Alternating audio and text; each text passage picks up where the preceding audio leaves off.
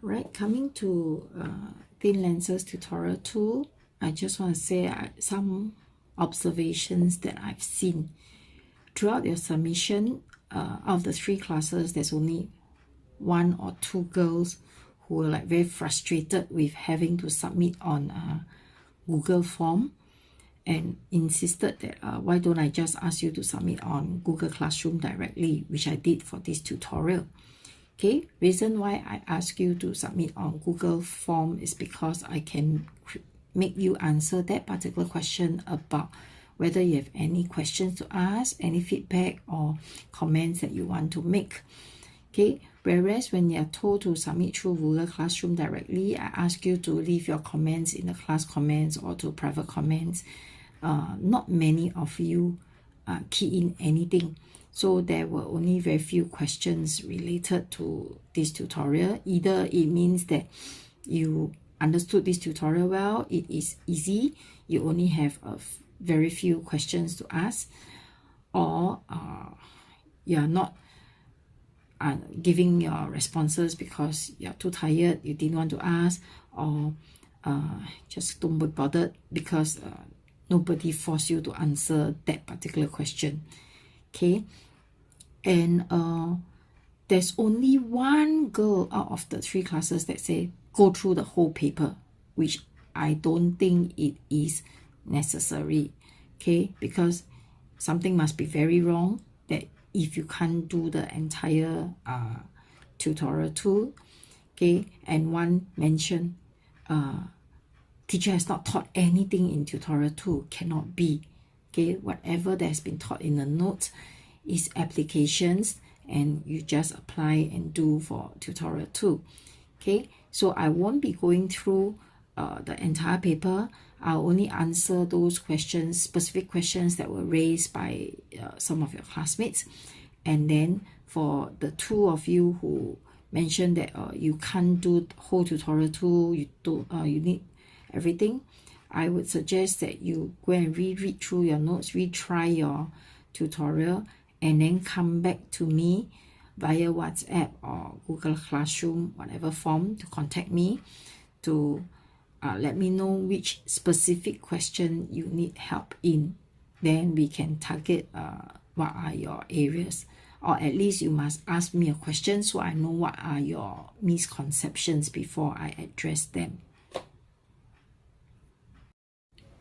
Okay, first question asked was for D part 1, if you get 1.5 cm instead of 1.6 cm, is it okay? Then another person asked if a difference of 0.1 cm is acceptable. Okay, yes, both are acceptable. Okay, one question asked is what do you mean by a sharp image? Okay, now when your rays converge at a point, this is where your image is formed. So if I put a screen here at this particular point, then I will see a sharp image on the screen at this position. Okay, so we started with a point on the object, you get a point on the image, so it's a sharp image. But let's say if I put my screen further away, okay, then what you will see is the rays will be here, the rays will be here, okay, and you can actually have other rays that you're going to draw from different points of your object as well. Okay, so there are actually many rays coming. So what happened is you're going to get the point, instead of one sharp point here, you're going to get a few image points here. Okay, so this will give you a blur image, not sharp. Next question asked is for question 6, whether the height of the image and the distance from the lens, will you get the same answer if you have used a different scale for the vertical and horizontal scale? Yes, you should get back the same answer, because when you are using a scale, it is a scale drawing. Okay, so here my 1 cm represents 2 mm. So later on, let's say if I measure 2 cm, it will be representing 4 mm. But if you are drawing like 1 cm representing 1 mm, then what you will get is probably 4 cm later. Then you get 4 mm. Okay, so your answer should still be the same because it's a scaled drawing. Another question asked is, do you always draw dotted lines for the image? No. We draw dotted lines only if it is a virtual image. Okay, for your other examples where you have a real image, we draw the image as a solid line. Just like the rays, if they are the real refracted rays, you can use the solid lines. But when you have your virtual image, okay, these rays are not real, then we draw them with dotted lines. Same for your virtual image, we use dotted lines. Okay, one more question asked was, does light extend beyond the image? Yes, if you look at how you draw your diagram, you see that your light rays will just continue wherever. However, if you put a screen there, then obviously the light stops here at the screen. But if you're not blocking it, the light rays will continue to travel in a straight line to wherever. Okay. Right. One more question by one of the girls is, I don't understand this part. What is parallel light rays? Incident different parts of the lens at different incident angles.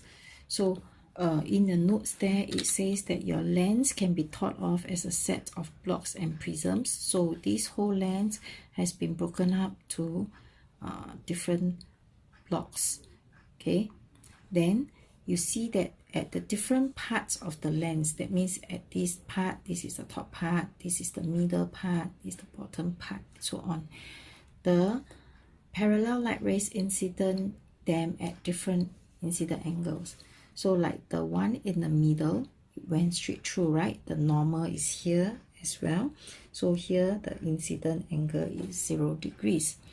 Whereas for the one at the bottom here, okay, so if this is my block, so at this particular point, I'm going to draw my tangent that touches the lens at one point, and the normal is perpendicular to it.